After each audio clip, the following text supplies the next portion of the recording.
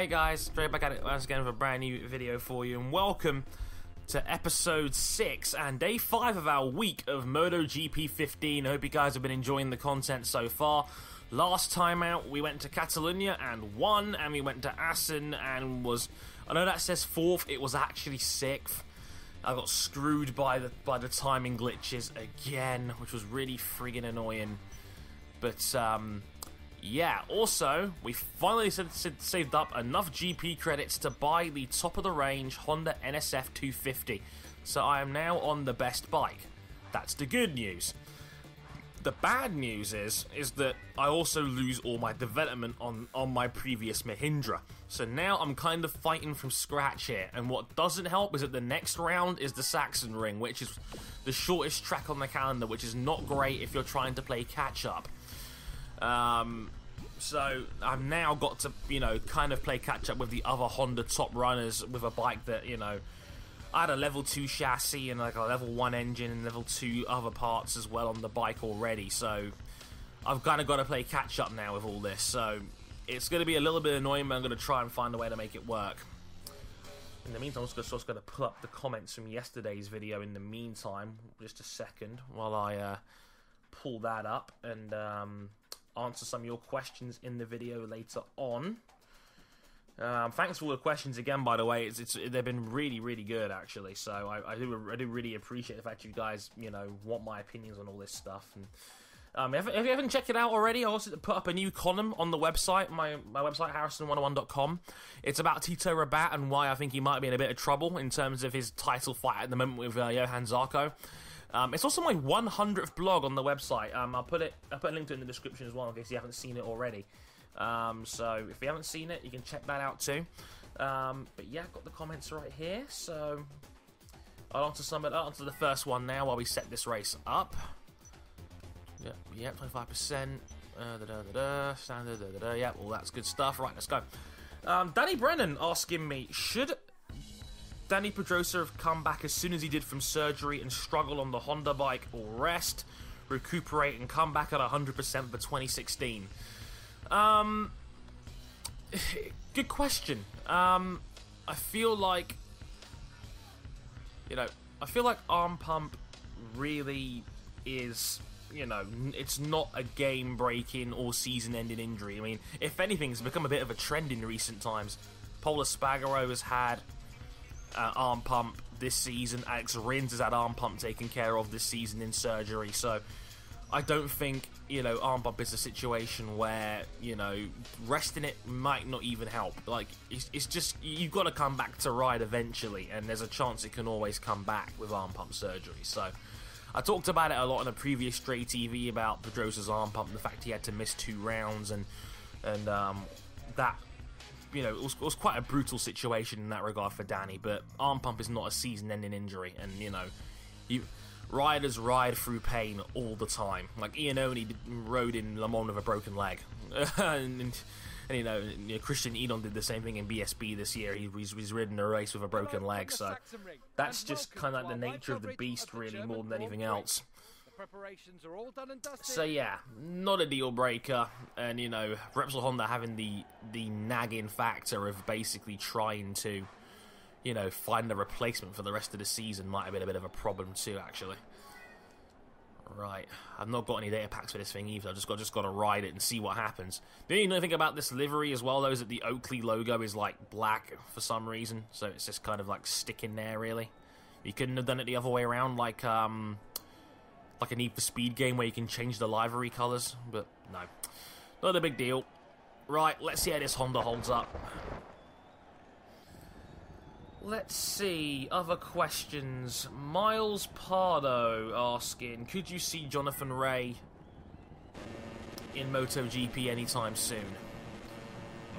Good question. Jonathan Rea, in case you haven't seen already, he is dominating the World Superbike Championship at the moment this year. He's not had any race lower than second.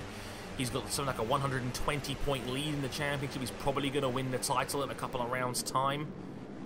So, yeah, Jonathan Rea is the dominant guy. He's always been very fast in WSB, but he was stuck with Honda for a long, long time.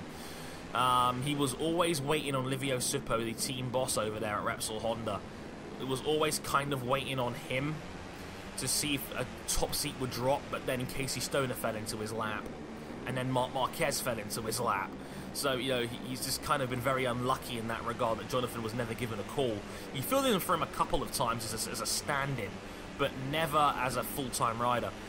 I'd like to see Jonathan Rea in MotoGP. He's clearly the best rider in the class if you put him on a top-tier bike. Rea is a incredibly consistent, ridiculously fast rider with excellent racecraft, and he blatantly knows what he's doing out there. So, you know, well, I'm picking these guys off pretty quickly here as well, actually. It's a 7-lap race, but I'm already completely dominating this. But yeah, Jonathan Rea, he should be in MotoGP. I'd like to see him in MotoGP full-time because he's a very, very fast guy. But the thing is, he's 28 years old. 28 might be too late. Like, even guys like Crutchlow that made the jump over, like, oh god, that's a big one. Like, even Crutchlow made the jump at, like, 26. So it's kind of like, well,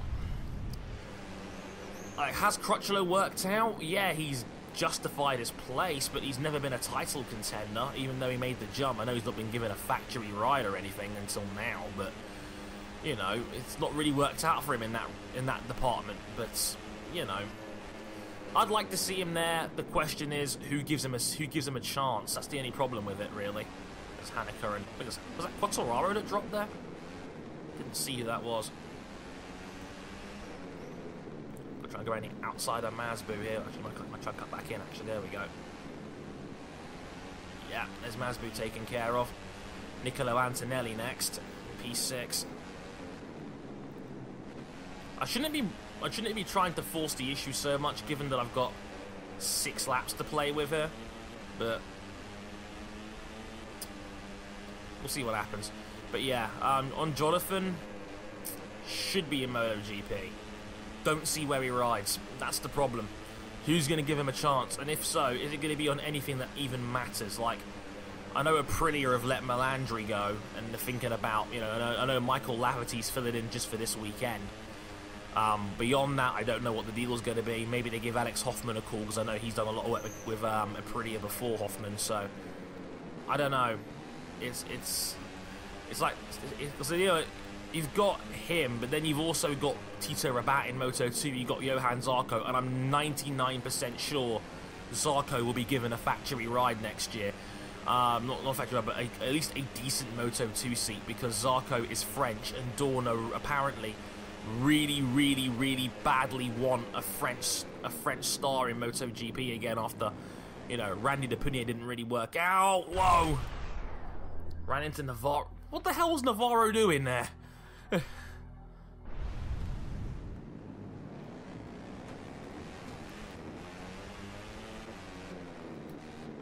I can't even use a rewind on that. That's really annoying. Or can I? Let me see if I can wipe that penalty off the board. No, I can't. So I've got a 1.3 second time penalty now to add to my race time. That's not good. Well, apparently I don't now.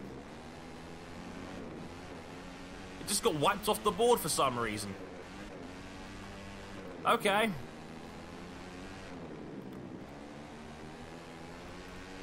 That does not make any sense.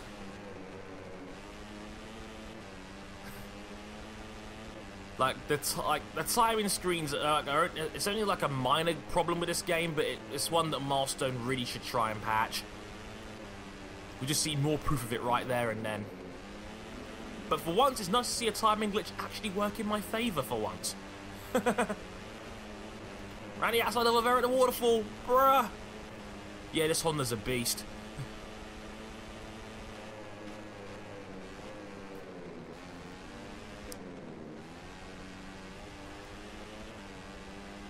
Right, and Nakami chased down Danny Kent.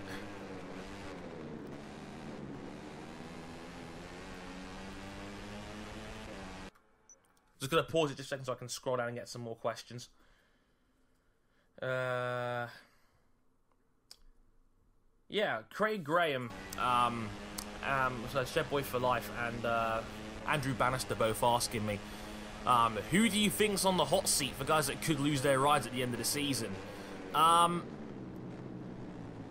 That's a good question, actually. And the thing is, around this time last year, there was one obvious name that was at risk of losing his job, and it was Bradley Smith. Bradley was really struggling. Holder was making him look silly. You know, the Saxon Ring, Bradley Smith dropped off the bike 5 times that weekend. It looked terrible, and Bradley was the first guy to tell you he felt like his job was at risk. So, you know, that was an obvious one, really. And, you know, Bradley was looking like he was going to lose his job, but he's turned it around, and I'm very happy for Bradley in this, because, you know, he looks like he's the top satellite rider in the field now, which I never thought I would see happen. You know, he is genuinely giving Crutchlow a good run for his money, and Crutchlow's far more experienced. So, you know, well done Bradley in that regard. But this year, there isn't really an obvious standout name except maybe Scott Redding. And I did not think I would see Scott Redding in that kind of trouble. But there was an interview with Speed Week magazine, I think in Germany, that a friend of mine put on Twitter.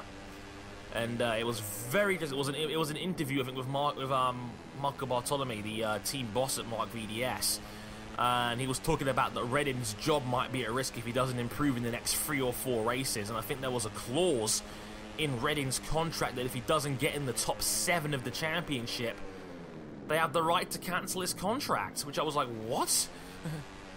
So yeah, from what I've heard, if Redding doesn't get in the top 7 of the championship, Mark VDS have the right to let him go and think about bringing in a replacement rider. Because, like I said before in the last episode, I think the struggles that Honda have had this year is having a knock-on effect on, you know, Crutchlow and Redding's seasons as a result. And, you know, Redding is not looking good out there. He's struggling to keep up with the Pramac Ducatis out there, the satellite Ducatis, and that's not a good sign, because the satellite Ducati, that's last year's bike. That's what Petrucci, Yoni Hernandez, and Hector Barbera are all on last year's GP14 Ducati, and it's still faster than what Redding can do on this year's Honda. Now, it's not totally Redding's fault because the Honda package was better, but Mark VDS was coming into MotoGP thinking that Redding was going to get podiums, and I think that may have been an unrealistic expectation given the strength of the factory packages and given that Ducati and Suzuki have improved dramatically to start the year, especially Suzuki in that regard, where they can now get in the top 6 themselves if they have a good day. So it's a difficult situation now if you're one of these teams now. So, you know, if you're Mark VDS, you're now thinking, is Redding actually the answer? Because, like I said, Mark VDS has spent a ton of money on Redding. So if it doesn't really work out, then, you know, you may have to cut your losses and run. There's also talk they might buy out the Cardian team and use that second customer bike for somebody else, maybe Tito Rabat next year, as Rabat just gets promoted within his own means. So, you know, he goes from the Mark VDS Moto2 team to the MotoGP customer Honda bike that Carroll Abraham's currently using, because apparently his team's running out of money. His dad doesn't want to flip the bill for his son not being that good a rider anymore. I mean, I don't like using the term pay driver or pay rider if I can avoid it, because technically everybody is. But Carroll really is the kind of guy that's been leeching off his dad for a little bit now. But, you know, politics, drama. Also, I think it was one of the 2 guys I just mentioned, I think it was either Bannister or Craig, that was asking me who I think my standout rider of the year is so far, or, you know, who's been your breakout star of 2015. And I think it goes alongside of something Owen Harrington asked me on Facebook, where he asked me, where's your relation to Andrea Iannone on this? And that's another good question. As I was going to say, Andrea Iannone is my breakout rider of 2015, which is kind of weird because he was my breakout rider of 2014 too. But yeah, he was brilliant on the Pramac Ducati last year, Iannone, and, you know, he qualified very well on occasions, had a few top 5 finishes to his name. He was the best of the rest of the guys that weren't the factory Honda or Yamahas at one point. And, you know, he's taken that and he's taken the ball and, you know, rolled forward with it, so to speak. And you know, he got the factory Ducati ride, and he's been excellent this season. People forget he's third in the championship right now. He's the best rider in the championship, not on a Yamaha right now.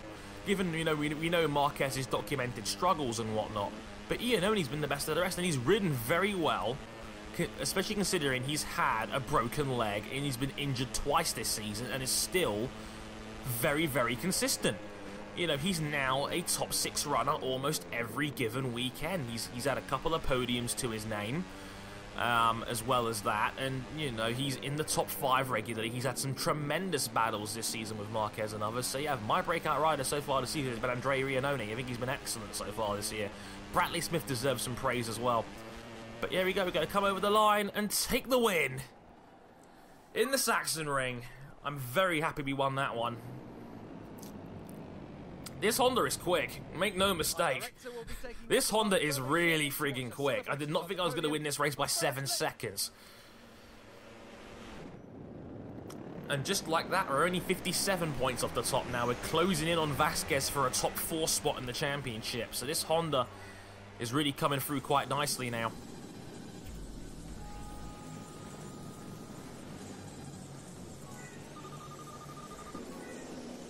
Also, you might want to keep an eye on the website this weekend, because I'm going to have a full review of the game up on there in text form. If you guys want to see a video review of the game as well, I don't mind doing that, maybe next week after this week of MotoGP finishes. But, minor spoiler, this game is excellent. It's got a couple of problems, but none of them are major deal breakers. It's not just a great racing game, it's a great game, period. And yeah, I think it's excellent. A couple other guys I might mention as well that in the questions that were saying they're risking of losing their ride. I think Nicky Hayden is a guy that's in trouble as well, because Eugene Lavity is coming in and is looking faster than him at the moment. I know Hayden still has more points at the moment, but I think now they've given Lavity the extra swing arm, the 2015 Honda swing arm, he's actually looked faster than Nicky Hayden since, so I think that could be a problem down the road. So yeah, that's another one I wanted to get out there.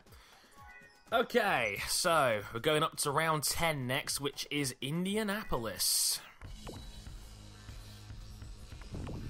In case you didn't know already, Indianapolis are going round in reverse, funnily enough. It's the reverse version of their current road course. Not the road course, it's their Grand Prix circuit, pretty much, but in reverse. And it's also, in case you didn't know, it's the slowest track we go to all season. Yeah, it's the slowest track of the year, which I think is a bit weird. You wouldn't expect Indianapolis to be so slow, but there's a lot of medium to low speed corners at Indianapolis, and especially in MotoGP, it's a very slow track. Very stop-starty.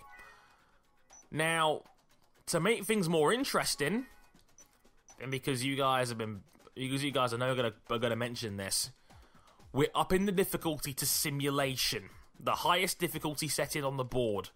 Let's see what happens.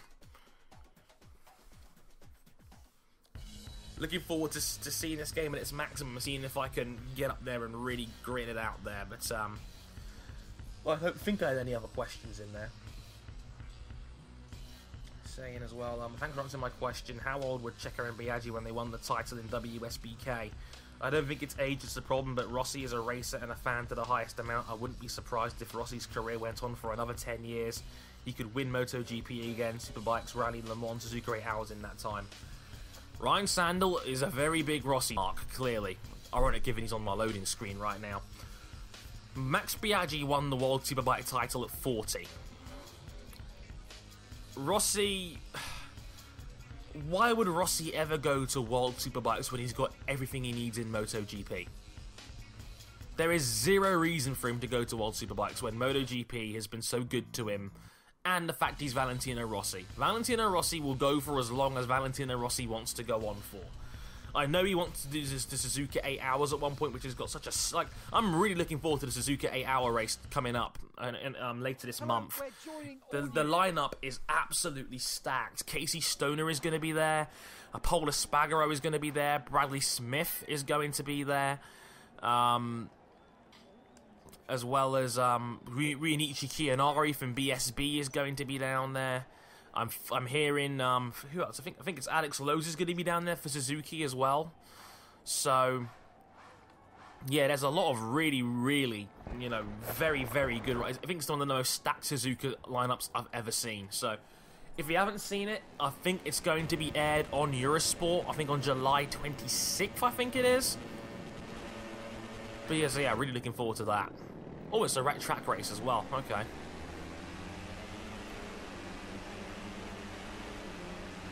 So let's see what happens now. So now we're playing at simulation difficulty.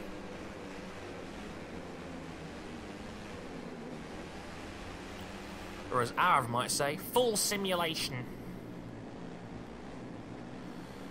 Also, if anyone in the comments has played F1 2015 yet, because I know it's out today, let me know what you think of it as well, because I've not played the game yet. I'm probably, like I said before, I will not really be touching it until maybe a couple of weeks' time, because again, people have been asking me like, Dre, how come you got this game and not F1 2015? One, I like the MotoGP franchise more than the F1 franchise at the moment. Just a fact. And two, I didn't have the money for both games, so I simply put my judgment call was, get the game that comes out first. And the game that came out first was MotoGP 15, obviously. Because I didn't want to have this blanket hole, because I know a lot of people were probably expecting MotoGP coverage this year from me, because I've done it the last 2 years, and I'm enjoying this game's career more than the previous two, so you're going to see a shitload of MotoGP from me this year. So, you know, what's not to love about that? I want to be the best MotoGP video maker in this community, if I can help it. I know I've got a lot of competition in that regard. I know NF Gaming is brilliant. Sam Carpenter is a good friend of mine and an excellent video maker. Is in his own right one of the best MotoGP players I've seen out there. He's very, very good. I know Elusive Kev is excellent. Again, very knowledgeable bike fan as well as a car fan, and you know, again, he plays with Pro Physics. He's an excellent player. Like I said before, Randy McScrandy is getting into MotoGP now. He's in the league. He's in the Nebula League for MotoGP 15. He says just check him out if you haven't already. I'm sure many of you know him from his AOR history. So I know you guys. I know some of you guys are going to recognise that name. And Riotbox as well. Riotbox is another excellent MotoGP video maker as well. Riotbox is a very, very good friend of mine as well. He's made a lot of thumbnails for me in the past as well, so check out Riotbox if you haven't already. He's got just as many subscribers as I do, I think, these days. So, you know, props to Riotbox. He's another really, really good video maker. So if you enjoy my content, check those guys out too. You'll like them just as much, maybe even more. I'm humble enough to admit when guys are, you know, making better videos than me, and you know, and when guys are better than me, and you know, I think I'd say at least two of those are as well. Maybe I might give Jay a race one day, but but they're all excellent. So check them all out if you haven't already. They're all really, really good guys, really good video makers, and whatnot too. Like, I mean, I'm a keen believer in sharing the wealth when it comes to YouTube, and you know, I don't mind. I want people to enjoy games. You know, I've always said before, my mantra has always been I play games, not consoles. And you know, you want to see more of this great game in action? Check those guys out. Right, simulation difficulty so far. These guys do look a bit quicker, not massively, I must admit. And now I'm on the Honda, I no longer have that straight line speed problem. Just going to draft up to the back of Quartararo here. Over 150 miles an hour on a 50 horsepower bike. It's pretty insane.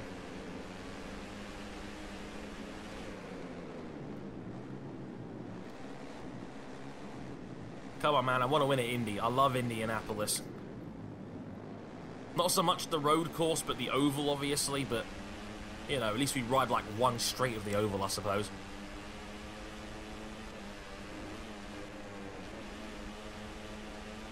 Also got the MotoGP and Moto2 and 3 practice streams for quali going on behind me as I speak right now. Seeing Marquez already go under the race lap record in free practice 1 was not a good sign. You know, Marquez is probably going to be favourite. We've got a full preview of the race itself on Bike Live tonight. on 8 p.m. on Downforce Radio, so check it out if you haven't already. Me and Lewis Sotheby will be breaking all that down for you. But Marquez is looking super fast already, and because you know, in the Saxon ring, Marquez has not lost round there since 2009. He is undefeated around Germany in the last 5 years. He is so fast around Germany, it's ridiculous. It's probably Marquez's best track. Take the lead here, or he's trying to. To barge Ken out of the way a bit there. Oliveira is away here.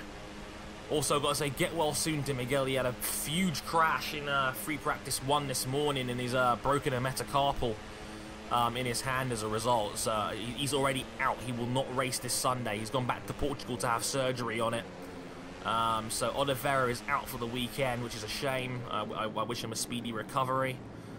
Oliveira, like, it's a shame because he's won 2 of the last 3 rounds. He's got a real bit of momentum going his way at the moment because Oliveira has been very, very quick lately. And you know, it looked like he was always going to be this quick. The problem was he was a little bit unlucky in terms of getting taken out here and there now and again, and you know, just struggling in general a little bit. But you know, he's looked very, very fast lately. I mean, that Assen race, he was in control for probably more than any other rider. So, you know, I hope Oliveira can, you know, recover well and, you know, get back in there soon as ASAP, because Oliveira is a very, very good rider in his own right.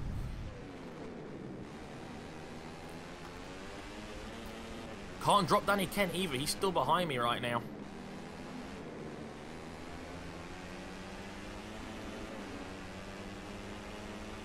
Got a good run on Oliveira here.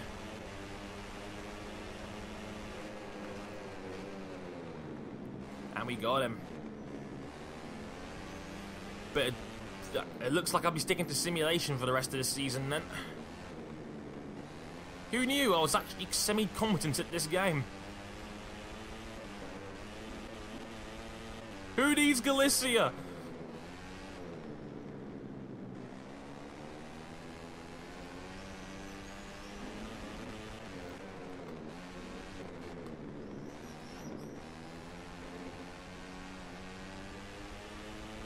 Flying out of the last corner. Right, 2 laps to go. Just got to hold on to this, not do anything stupid. Like, hit the wall there. Like, holy crap, I nearly hit the pit wall. Oh, but I almost went full Johan Zarco in Qatar there for a minute. Holy crap.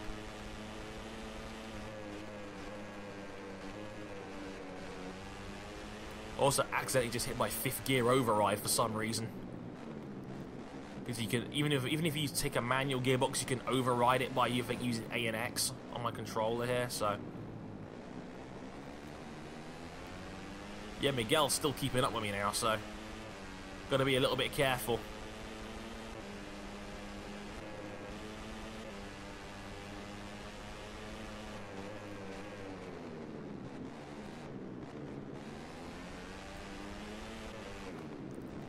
I'm trying to talk a little bit less now to sort of concentrate with Miguel still pretty close to me, and Danny Kent back there in P3 as well. Because all of a sudden, I think I've still got half a chance of winning the championship at this rate. It's gonna take a fair bit of work, but we're getting there.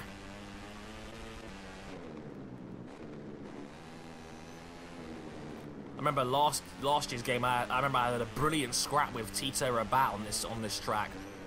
I was riding for I think it was the Pons team at the time.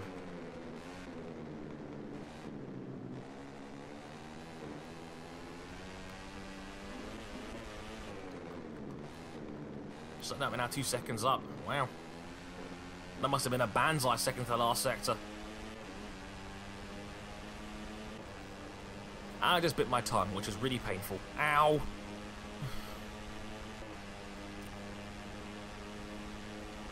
I mean, the track's practically dry now anyway.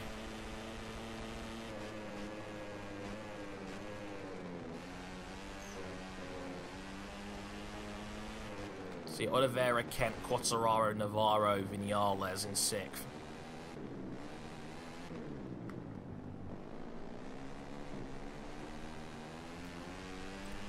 Still slower than I would like to be in Sector 1, mind you.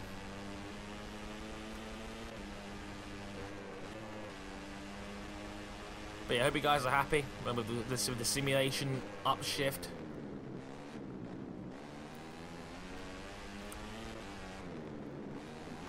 I mean, I'm still coming from the back to do this as well, which is, you know, it's difficult in its own right. So it's not like I'm qualifying too. But, you know. But yeah, I'm just enjoying this career mode so much. I could probably do this for another week if I really wanted to. But, you know, guys got to take a break once in a while, you know. But yeah, I mean, this has been day 5 of this Let's Play now. And, you know, or this week of, you know, doing 5 videos in 5 days. And it's been excellent so far. You guys seem to have really enjoyed it. The views have been pretty decent for considering I'm uploading every day. You know, I hope you guys ain't missing anything as well. Feel free to check out the playlist on my channel if you haven't already, if you've missed anything. But yeah, I mean, I'm going to do this for every day this week, and I'm going to absolutely love doing it. It's become part of my routine now, like morning bucket of cornflakes, record MotoGP, render, upload, rinse, repeat.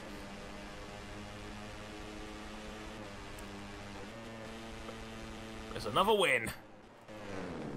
And there's the crash. Yeah! Gangster. We won at the Brickyard. Yay! We take the win by 3.9 seconds over Miguel Oliveira, Danny Kenton third, Fabio Quartararo fourth, Navarro, Vinales, Masbu, Binder, and Vasquez, who had finished in 9th after the crash. I kind of tagged him by accident. So the gap now down to 48 points with 8 rounds to go. So it's not beyond the realms of possibility. We can reel in Danny Kent in time, so that we're now going to be in a real championship chase by the looks of it. So here's hoping we might be able to steal some extra points here and there. And we've got another, look at that, more credits, another 23,000 or so credits, which is excellent. Might have to save this up for Moto 2 down the road. I don't know how much they're going to cost in Moto 2. We'll wait and see on that one, I suppose. But yay! Was that 3rd win of the season now? 4th, actually, yeah, after the Sachsenring win as well. So yeah, we're up to 4 wins on the year already, which is excellent. So yeah, we're turning on some real style here now. So here's hoping that, you know, we can keep this up. I think it's Brno next, which is one of the biggest tracks that Moto 3 goes to, so that could be another good result there as well. And we got another test after that too, so yeah, there could be seeing some developments there very soon as well.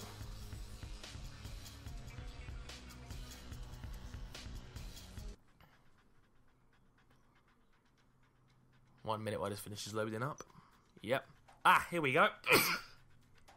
Pardon me, got a sneeze.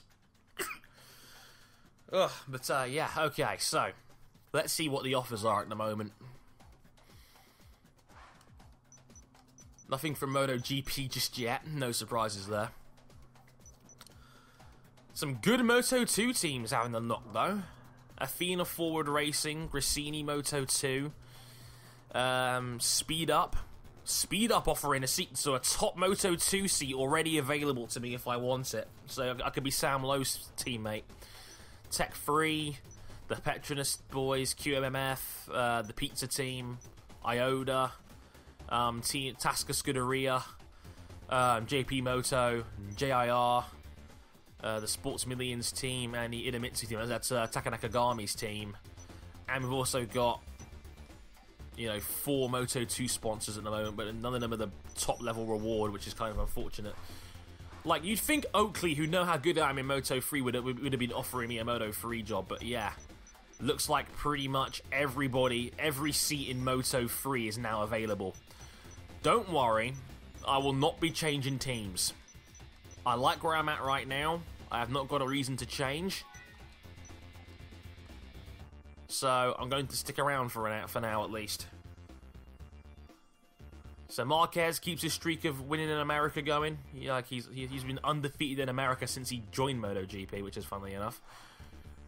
But yeah, next time out, Czech Republic. So going to Brno and Silverstone. But until next time, I've been Harrison. Thank you very much for watching, and I'll catch you guys next time. Sayonara.